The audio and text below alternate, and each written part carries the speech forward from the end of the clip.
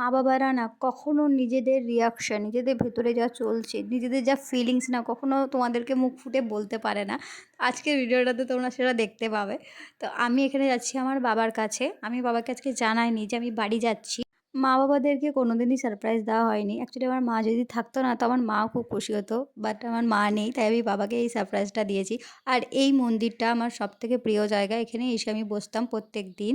আর এখান থেকে দুটো গজা নিলাম, বাবা দাদা খেতে ভালোবাসে সেই কারণে। পাড়ার এই গলিগুলো দিয়ে যখনই যায় না আমার সেই টিউশন যাওয়ার কথা, স্কুল যাওয়ার কথা আমার মনে পড়ে যায়। এই দেখো আমার বাবার রিঅ্যাকশনটা দেখো জাস্ট। বাবা এই একা চলে কেন থাকছে না? তুই জানতে না হঠাৎ করে এলো। ওটাই তো।